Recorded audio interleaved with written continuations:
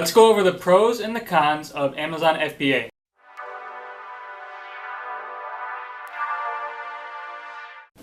Hey, what's going on everybody? Sam with Millionaire Mindset, back with another video to help you grow personally and financially. Today I want to talk to you guys about Amazon FBA, some of the pros and the cons. Now, which ones do you want to hear first? Alright, that's what I thought. We're going to go over the cons. So the very first con is that there's a lot of upfront work into starting an Amazon FBA business. Before you actually get your product available for sale, you're going to have to deal with stuff like product photography, talking to suppliers, SEO, keyword research. You're going to have to deal with optimizing your listing.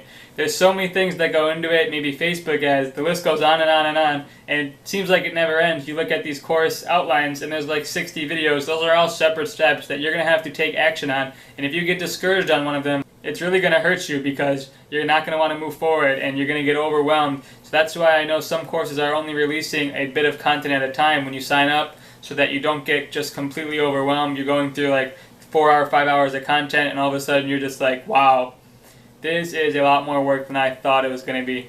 So make sure you know what you're doing. It's sort of like pushing a boulder up a hill, but once you get to that hill, it's kind of smooth sailing, at least for your first product. You only really have to do is optimize your ads and your PPC campaigns if you're already making sales, and optimize your listing and try to make it as good as possible. Alright, the second con is that this is a very cash heavy business, so a lot of the times you're going to be cash broke, inventory rich, so all your money is going to be into buying new inventory for your product, for your second product, etc.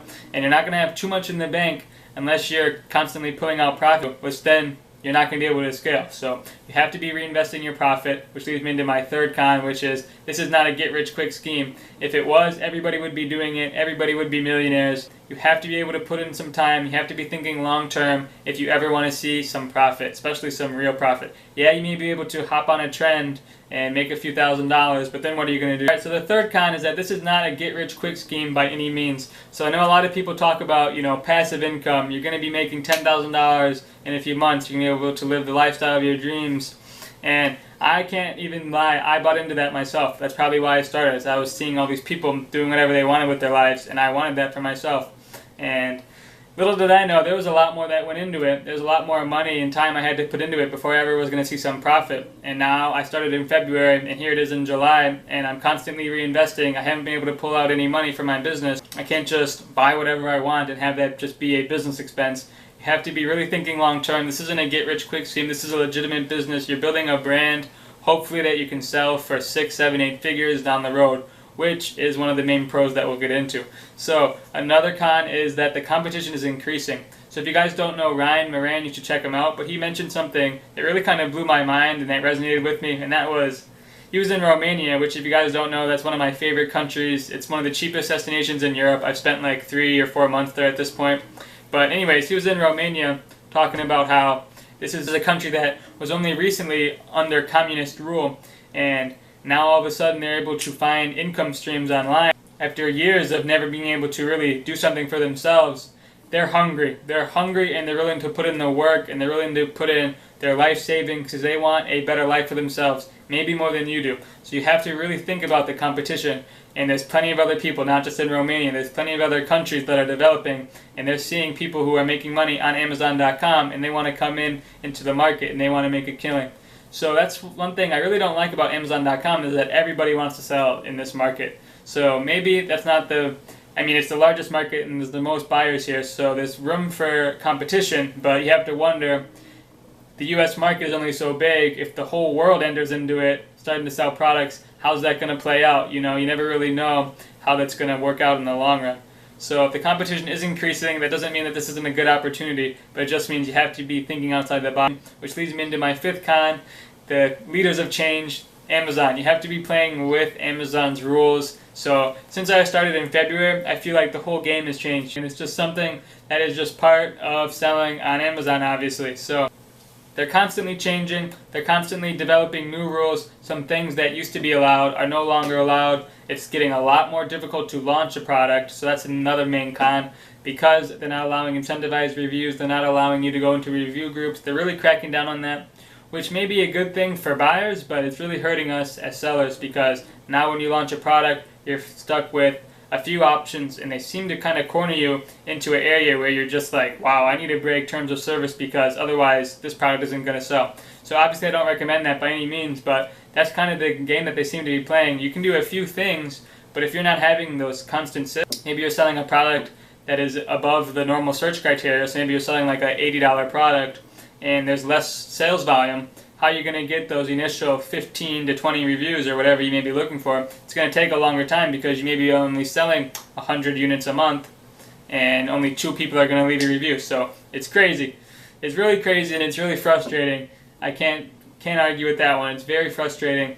You want to be able to always have a plan. So that's why I recommend right from the get-go, start today. Start building a social media presence. Start creating cheat sheets. Start creating a giveaway. Start doing anything you can to build your own custom audience so that when you do launch, you have an audience you can market to, and hopefully you can market to them down the line with future products and affiliate links if that's something that you're interested in, especially if you have an engaged audience and you've been kind of hitting them with jabs, and you're going in for the right hook now. They're probably going to be inclined to leave a review if you're providing them with valuable content. So that's kind of the key with building an audience, is you always want to be over-delivering on value. So you always want to be giving more than you're taking, and that will allow you to build a good relationship with them long-term and hopefully get those initial reviews. That's what I would recommend, along with product inserts and a optimized email follow-up sequence. I do 4 emails at the moment, and it's a little aggressive, but got to get those reviews somehow. So hopefully maybe on the 4th email, they're just like, all right, fine, I'm going to leave you this review, so maybe you'll stop emailing me.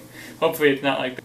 All right, now let's talk about the pros. So we got through the cons. If you're still watching this video, things are about to pick up now. Here's where you can start getting a little more excited.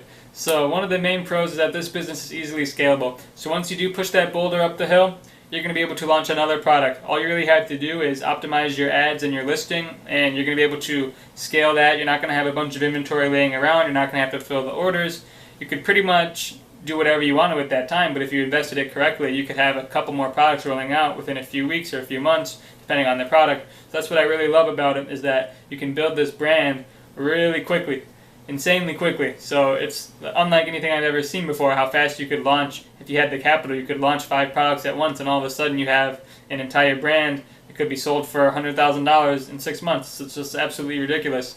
So the second pro is that it is sellable. So like I was saying right there, this is a long-term exit strategy depending on what you're going for. So I'm kind of caught in whether or not I would want to sell a brand. Obviously it'd be great to have, you know, a large chunk of money, but if it's a cash flowing asset, maybe I should just keep it for myself if it's putting cash in my pocket every month. So I'd have to have something that I really was needing that cash for, I think, before I was going to sell a business. I think in one of my older videos I said you get a 5x multiple, but after doing some more research, it's more like a 2 to 3x multiple of your yearly profit. So if you're planning on selling the business or keeping the business for longer than 2 or 3 years, and you're confident in your products, you're confident in your brand, I don't see a huge reason to sell it unless you had another business opportunity that you needed all that capital for. And I know that happens with some people. A lot of people just get bored with it. Maybe they're just serial entrepreneurs. They're ready to start their next project, and I totally get that. So it all depends on what you're going for. But that is one of the main pros, that it's an asset. You're building a legitimate asset that can be sold down the road. So don't take that lightly. This is something you want to focus on. I'd recommend right from the get-go trying to do things to really increase the value of your overall company. You know, doing accurate bookkeeping, keeping everything in order, and having repeat customers, having a social media presence. There's a bunch of things. I'm trying to think of more for you guys right off the top of my head. Being diverse in a couple categories is something that I heard. So if you're just like mixing, if you mix like the home and kitchen with like the beauty category, supposedly helps increase your multiple. Obviously, the longer the business has been around, it increases your multiple. The more products that you have, to an extent, increases your multiple. And honestly, the main thing is having systems in place. So I think I mentioned this to maybe some of you guys, but long term, so an investor isn't going to want to come in and work 40 hours a week on his investment. He's going to want to collect his check, maybe check on it every once in a while. He's going to want to have systems in place, so people for photography, people for customer support. Honestly, every little thing is going to be able to allow you to sell your brand for a higher multiple. So if you're thinking about doing that, make sure you have all the systems in place. So if someone were to come in and take your role, they could not have to put in 1,000 hours a week or trying to launch new products. And obviously, if you're just starting out, this is something that you're going to want to think about way down the road. Usually you want to start thinking about everything about 12 to 6 months prior to before you want to sell your business. So make sure you have all that in line. You can get everything in place. If you're thinking about selling it a year from now, start today. Otherwise, if you're just starting out, keep grinding. There's no reason to outsource a million different things. You want to be able to be knowledgeable in what you are outsourcing, so you don't want to just say, hey, can you do this for me, but you've never done it before. You want to have experience with that specific task. So the next one, and this is one of the things that I've only recently discovered, is that you learn a lot about business and e-commerce in general. So if you've never had any sort of experience with e-commerce, like drop shipping or another sort of business model, you're going to learn a lot about business and e-commerce. So you're going to learn about sales funnels, you're going to learn about Facebook ads, you're going to learn about keyword research, buyer psychology, you're going to learn about branding, building a social media, risk management. The list goes on and on and on. There's so many things that go into it, and eventually if you master all those tasks will allow you to perhaps start a social media ad agency, to perhaps take over another brand, and maybe you want to buy companies and sell them, and something like that. There's a lot of skills that you're learning. So no matter how it goes, you should always be happy with the results if you're learning something. So obviously you want to make money, but maybe you lose a few $100s on your first order. Don't give up. You've probably learned a bunch that you didn't even realize. So maybe you've learned how to run some Facebook ads, or maybe you've learned how to optimize a listing, or how to write some great copy. You're turning yourself into like a machine. You got like 20 different hands. You'll be able to run all these different tasks. You're wearing all these hats, and you're really able to kind of go hard. If someone was to put you in a position where now all of a sudden you're writing copy, you could probably do it. So the fourth pro, this is one of the things that I think all Amazon FBA sellers love.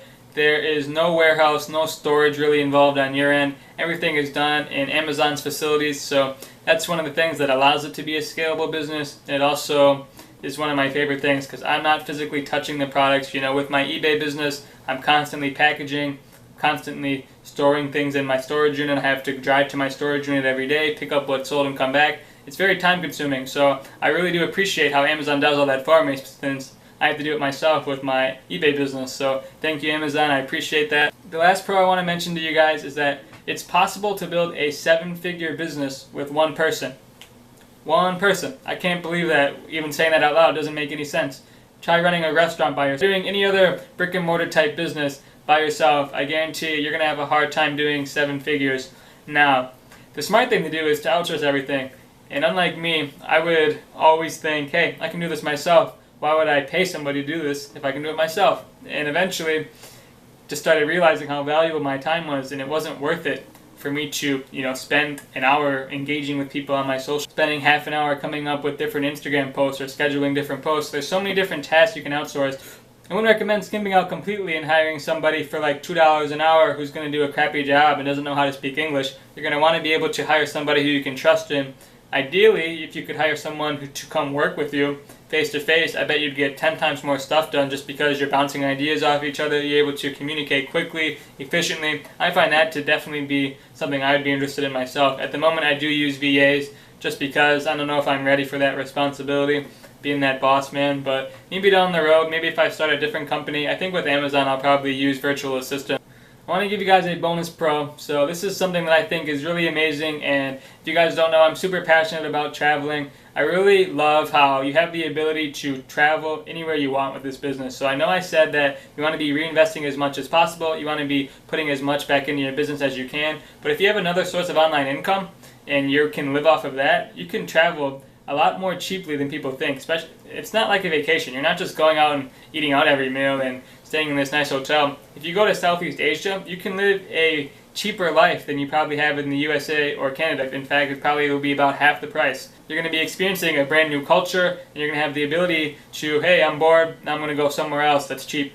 And if you have starting to make a little bit more money, maybe now I'm going to go to Europe, now I'm going to go here, I'm going to go there. So that's what I'd recommend doing, is maybe spending the next year or 2 years just building these online income streams, and then you can have the ability to do whatever you want. So don't get discouraged. I know there's a lot of work that goes into it, a lot of headache, a lot of beating yourself up, but you have to do what you can to set yourself up for success. It's not going to be an easy road, but I promise you, if you put in the work, you're going to be able to really develop a lifestyle that you love, no matter what it is. So maybe you don't want to travel, maybe you just want to grow your business. Well, do that. So that's all for today's video. I hope you guys enjoyed this one. Amazon FBA is definitely still a great opportunity, but yeah, like I said, it does have some headaches and some things you want to consider. So if you're thinking about getting started, do some thought, maybe think about whether or not this is the right business for you. Are you willing to put in 100 hours of upfront work with the possibility of it not going? You want to be prepared for anything in this business, so keep your head up, you guys. Keep grinding, crush those goals. Make sure to follow me on Instagram at SamuelT. You can join my free Amazon FBA Facebook group, which I'll leave a link in the description for. Other than that, that's all I wanted to tell you guys. Appreciate you guys tuning in to Millionaire Mindset, and we'll catch you in the next video.